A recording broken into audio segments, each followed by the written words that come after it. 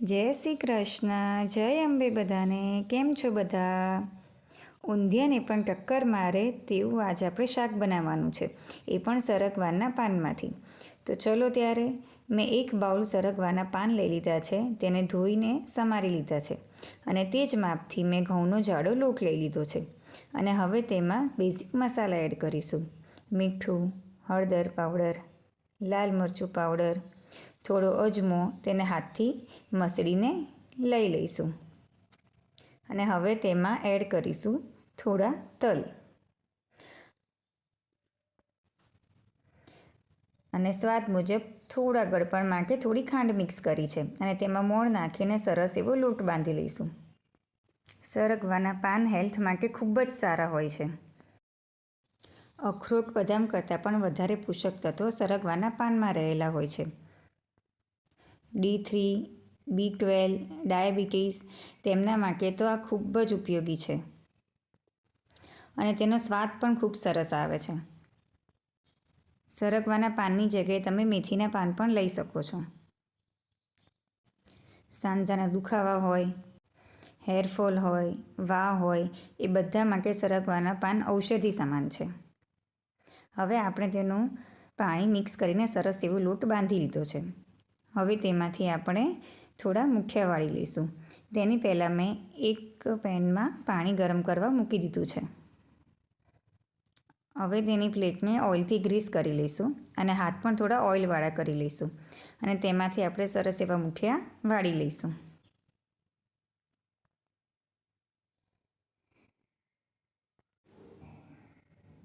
આ શાક મારે મહિનામાં 2 વખત બનતું હોય છે. અમારા ઘરમાં ખૂબ ભાવે છે બધાને આ શાક. એકવાર તમેથી ટ્રાય કરજો. ઘરમાં કોઈ શાકભાજી ના હોય તો પણ આ શાક બનાવી શકો છો. તેમાંથી મેં બધા મુઠિયા વાળી લીધા છે. હવે તેને આપણે સ્ટીમ કરવા મૂકી દઈશું.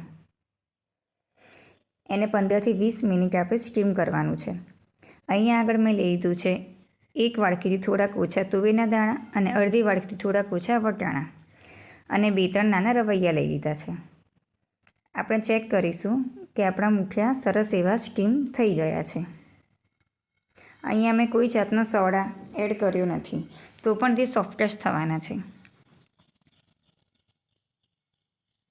હવે આપણે તેને ઢાંકીને 2થી 5 મિનિટ માટે સીજવા દઈશું.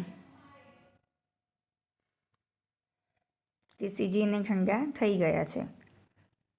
હવે આપણે એક કઢાઈમાં તેલ લઈ લીધું છે. અહીંયા આગળ તેલનું પ્રમાણ થોડુંક વધારે રાખવાનું છે.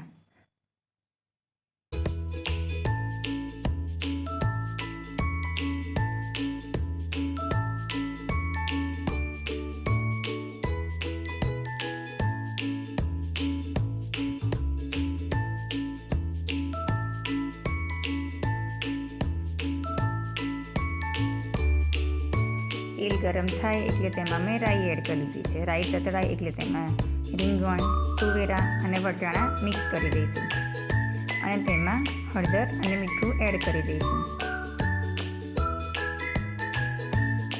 અને તેને ઢાંકીને થોડીક વાર કૂક થવા દઈશું.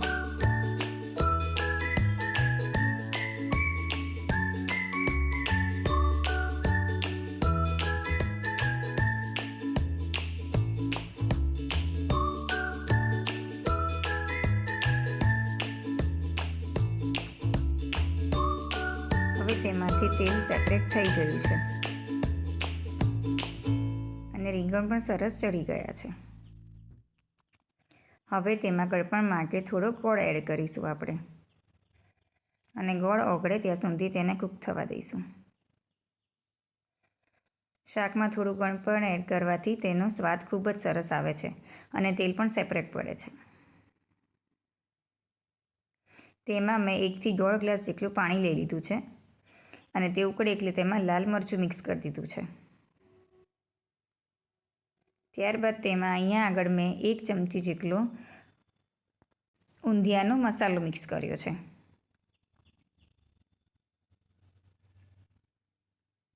ઊંધિયાનો મસાલો ના હોય તો તમે ગરમ મસાલો પણ એડ કરી શકો છો.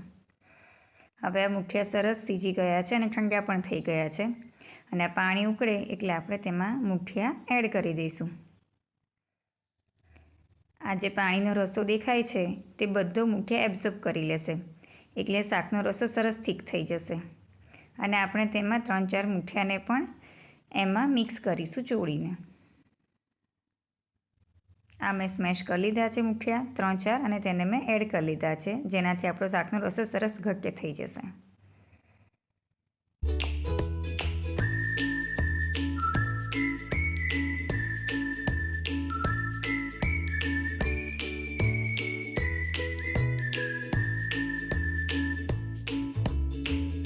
તેમને ઢાંકીને ખાલી 5 જ મિનિટ આપણે ઉકળવા દેવાનું છે. અને તમે જોઈ શકો છો કે શાકનો રસો કેટલો ઘટ્ટ થઈ ગયો છે.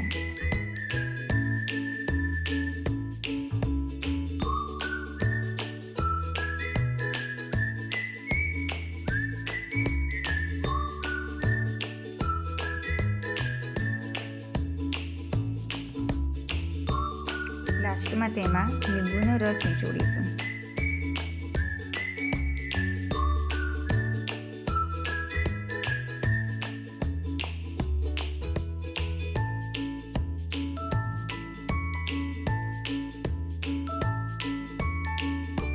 અને તેને ગરમ ગરમ સર્વ કરીશું. જો તમારે તેને થોડીક વાર રવા દેવાનું હોય કે લેટ ખાવાનું હોય તો રસો આમાં ઓછો થઈ જાય તો તમે તેલ પાણીનો રસો ફરી કરી શકો છો અને તેમાં પછી એડ કરી લેજો. તેલ પાણીના રસા માટે તમારે એક કઢાઈમાં પાણી ઉકળવા મૂકવાનું છે અને તેમાં તેલ મિક્સ કરવાનું છે. તે બંને ઉકળે એટલે તેમાં થોડુંક મરચું અને મીઠું પાણીના ભાગનું મિક્સ કરીને આ શાકમાં એડ કરીને ગરમ કરી લેવાનું છે, એટલે રસો સરસ થઈ જશે. આવજો બધા.